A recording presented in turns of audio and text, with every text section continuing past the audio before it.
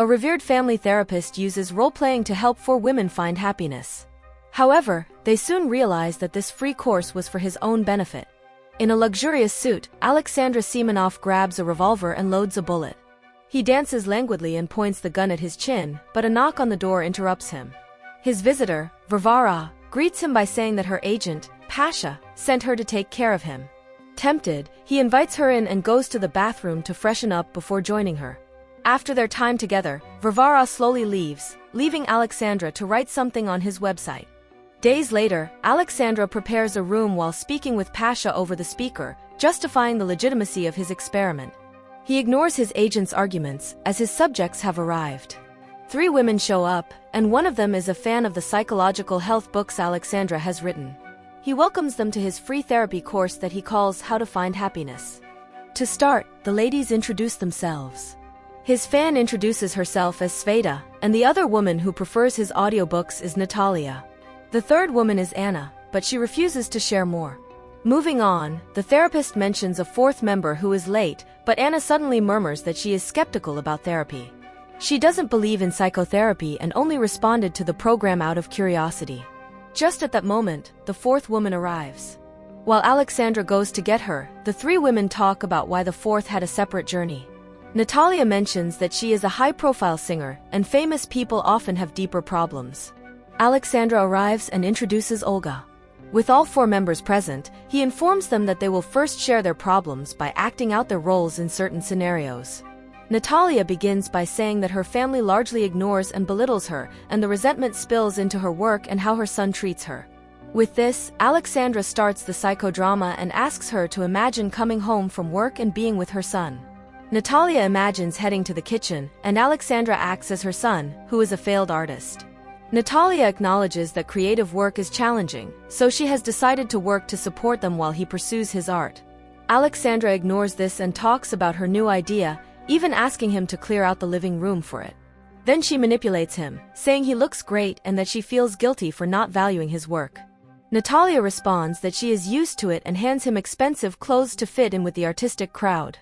However, Alexandra rejects them, knowing that giving things is her way of showing love. He asks what she wants so he can give it to her, so she asks for a vacation just as he pulls her in for a kiss. Anna interrupts the role play since Alexandra is acting more like her husband now. The man dismisses this, saying it's because they can't change anyone's behavior but their own, so he's guiding Natalia to show how she acts with her husband. Natalia shares that she has been married many times, and her previous husbands loved her patient attitude. However, in the end, she ends up leaving them.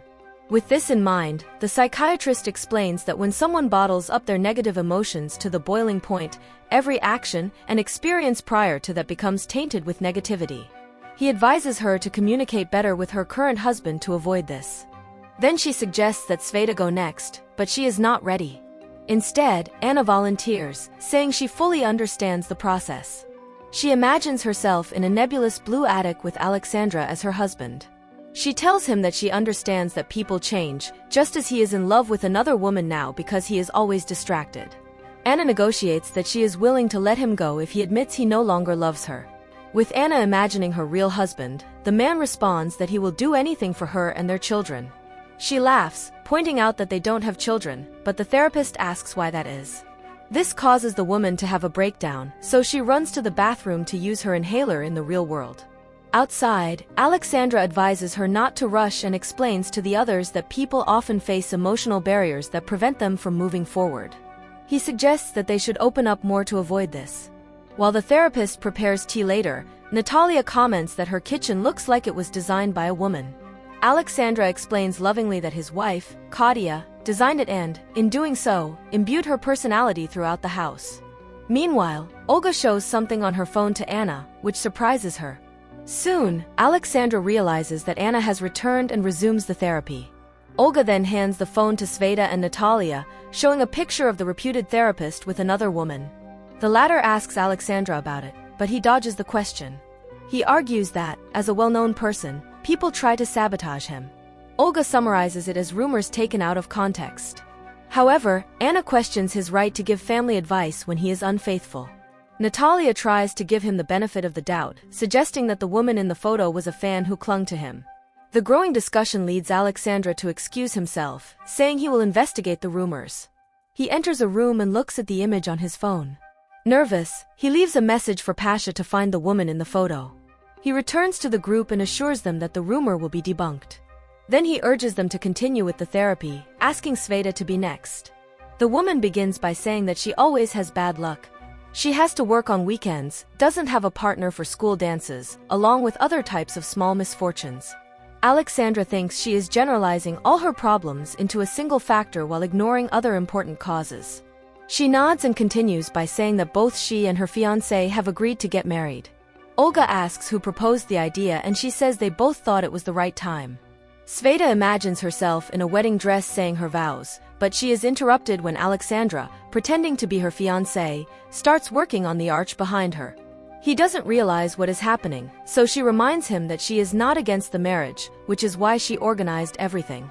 Alexandra kindly asks him to wait, but the bride orders Olga, who plays the role of her fiancé's current wife, to join in. Olga hits him for cheating on her, and Sveta acknowledges that her fiancé still has a family, so they are waiting for his wife to die from her illness. However, she is getting tired of waiting. Back at the house, Olga wonders if the wife is really sick, while Anna thinks that the husband lied to keep postponing their wedding. Alexandra mentions that this long-term lack of trust made Sveta think that continuing other relationships isn't worth it. Upon hearing this, Sveta justifies that she can't find a man like her fiancé. The therapist asks if she interrupted her fiancé's existing relationship, but Sveta defends that he did it for himself. Natalia sympathizes with her, as she worked to give her husband and son a peaceful life, but they deceived her in return. Changing the subject, Alexandra asks why Sveta continued the relationship, and she states that she simply wants to be married. This provokes laughter among everyone. Unoffended, Sveta justifies that at least she shared and allowed herself to be judged. Then, the therapist's phone rings, and he excuses himself to step out. Outside, Alexandra talks to a media representative about the photo, but he asks about Claudia requesting a divorce. This catches him off guard, so he refuses to comment before returning to the group. He pulls himself together and insists on ignoring the rumors about the photo. However, they overheard part of his conversation, so Olga asks if he is going to get a divorce. Alexandra confirms that Claudia filed the petition but assures that all other rumors are false. Then, he tells Olga to take a turn, wanting to step out of the spotlight. Olga reveals that she hires men to treat her roughly, then goes home to a husband who doesn't speak to her and a life where her roles are already decided. She takes care of the children and receives money to spend. They still fulfill some marital obligations at night, but it's mostly her who moves. Natalia complains that Olga is just like her, but with money. In the end, they get tired of doing what their men want and then seek excitement elsewhere. She asks Alexandra, who is curled up on the sofa, if she is right. The man murmurs that there is no right or wrong answer. Olga reasons that she cannot survive financially without her husband, but Natalia argues that she needs to dedicate herself to work. With the tension rising, Alexandra tells them to get along since everyone in this room, including him, is struggling with their relationships. He reveals that he always knew Claudia was cheating on him. He saw her in the act but decided not to confront her. Instead, he went to a hotel, and his agent and best friend, Pasha, sent for Vara to console him. However, he wasn't in the mood, so he talked to the woman instead. He asked her what was bothering her, and the woman gently replied that she was upset because they weren't doing what she had come to do. Then he wondered if she liked her job, but she revealed that she hated it because there was so much competition and no guarantee of getting more clients.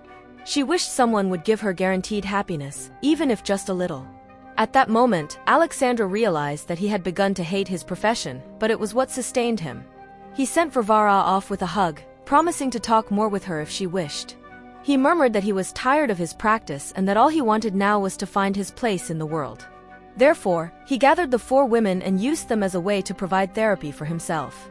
The women complained about being used, but he reasoned that he was still giving them legitimate therapy. Olga then speculated that their agent, Pasha, was the one sleeping with his wife. Everyone commented that it was Pasha who took the photos and sent for Vara so he could claim that Alexandra had cheated on his wife with paid services. The therapist justifies that he went to school with Pasha and knows he is a manipulator, but insists that he is a good man. However, Natalia suspects that Pasha envies him, so he wants to destroy him. This gives Alexandra pause. She remembers when she got ready in the bathroom right after Varvara arrived. She asked Pasha why he sent her, and the man reasoned that if Claudia was willing to get rid of him, he deserved something better. He argued that he was married, and Pasha made her wonder if that really mattered. Back in the present, Anna points out her cowardice since she simply accepts things as they are. She shares that her husband acts the same way, and Alexandra thinks he is guilty of something serious. The therapist asks why they don't have children as retaliation. Anna suddenly imagines herself in a finished children's room with Alexandra, where she shares that her husband was willing to do anything for her except have children. She accepted because she loves him. After thinking about it, Anna admits that she tried to have a child with someone else, only to discover that she couldn't conceive. When she heard that her fiancé didn't want children, she actually felt relief because she didn't need to try again. Alexandra confronts her, asking why she views her husband so negatively despite the fact that the marriage was convenient for her. She confesses that she found 2 children to adopt at the orphanage where she volunteered and has already prepared the paperwork. She wanted to tell her husband, but somehow he found out before she could and has been avoiding the topic since then. The therapist covers both of them with a blanket and reminds her that she has always been responsible since she was young. With this in mind, she doesn't need someone else to take control of her life. In reality, the women ask why Anna can't simply change her mind and revoke the adoption to save her marriage. Alexandra explains that the contract is also a metaphor for Anna's commitment. If her husband sees how much she really wants the children, he might be more open to it. Sveta empathizes with Anna and hugs her, saying that things and people can change if they talk. However, Alexandra disagrees, saying that conversations won't resolve Anna's dilemma. Natalia then argues why talking will work for her but not for Anna. The therapist explains that Anna has already prepared the ground and is just waiting for her husband to act. In contrast, Natalia hasn't made any moves. To help her understand, he and Natalia switch roles, with her acting as her son. As Natalia, Alexandra prepares to go to work and scolds her son for not realizing how good his life is. The woman argues that one day she will be rich when her art is recognized, so Alexandra asks why she doesn't find ways to monetize it, work for clients, or even go back to study. Back in the room, the therapist summarizes that Natalia needs to issue an ultimatum like Anna did, even if they don't like the outcome. Just then, Pasha calls Alexandra's phone, so he apologizes again. Inside his room, he answers the video call with Pasha, who says he's doing what he can about the circulating image. However, he comments that this has been uncomfortable as it feels like he slept with Alexandra's wife.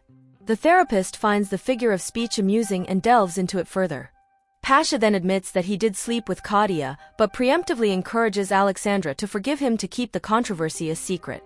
In return, he will undo the damage the photo caused to her career.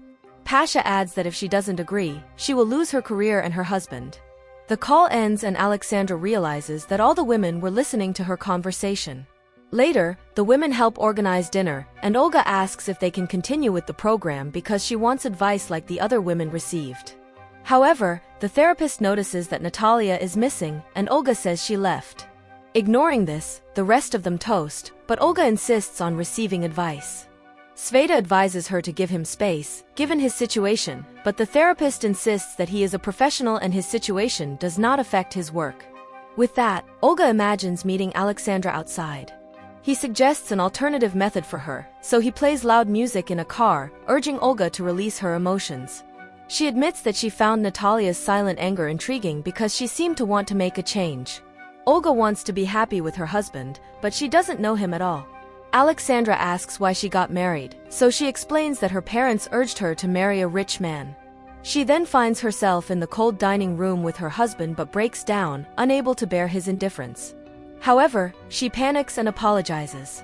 Apparently, she had broken one of the glasses in Alexandra's kitchen, but he assures her that she did very well. Just then, Pasha calls again, but this time the therapist answers the call at the dining table so everyone can listen. The agent asks what her decision is, and Alexandra confidently tells him to do whatever he wants. Pasha argues that he is trying to be kind, but the therapist says he is ruining lives, and the women say that Pasha should see a psychiatrist. The group ignores Pasha's call while Alexandra urges Sveta to continue her story. She complains about the fiancé's wife and how her friend told her to do a cleansing ritual to forget the man. However, the woman is still undecided about it, so Alexandra advises Sveta to allow herself to have new relationships. Sveta suggests a scenario to illustrate why she can't. They imagine her on a bench with Alexandra approaching to recite poems. She doesn't like it, and Alexandra agrees, saying it feels unnatural. With this in mind, Sveta asks him to flirt with her as himself. He sits down and begins to poetically express the beautiful person she has worked so hard to hide. The women are moved by this, and Sveta thinks he said the same thing to Claudia when they first met. Wanting him to have his own revelation, they ask him what he will do about his situation. After much reflection, Alexandra decides to talk to his wife. With Anna posing as his Claudia, he confronts her. He nervously looks at his notes, but Anna rebukes him, telling him to speak to her as a person, not as a therapist. Alexandra nervously says that he has stopped loving her since they both changed separately instead of together due to their careers. He hugs her and apologizes, but Anna says he no longer loves her, so she pushes him away. Suddenly, Olga takes him to a bed, pretending to be his Claudia. She asks him if he forgot who his wife is and hugs him, asking if he's angry with her. Instead, Alexandra hugs her tighter, blaming himself for not seeing the signs and begging for forgiveness. Soon, he gets up, realizing why he hasn't properly talked to his wife. He approaches the window where Sveta is now pretending to be Claudia. He explains that when they finally talk, one of them will ask if their relationship can be repaired. However, Sveta assures him that everything can be fixed. She takes Alexandra's hand and asks if he fears loneliness so much that he would cling to a broken relationship. He admits it and asks what he should do about it. Sveta shows him by letting go of his hand. Alexandra finds himself in a chair, smiling to himself as he realizes what he must do. That night, Alexandra prepares to talk to Claudia instead of running away. Elsewhere, Olga talks to her husband and admits to having cheated on him. She asks him to react, so he throws plates on the floor and looks at her, breaking the barrier between them. As for Sveta, she sits alone and burns her fiancé's clothes as she begins to move on. In Anna's apartment, she soon calls her husband and tells him that she wants to introduce someone. Then she proceeds to paint the room for their adopted children, regardless of his response. Meanwhile, Natalia is enjoying a well-deserved vacation while ignoring her son's calls. In the end, Alexandra's therapy showed them the way to make a change in their lives, but it's up to them if it will lead to happiness. If you enjoyed the summary, don't forget to subscribe and hit the like button. It's free and really helps me continue to grow.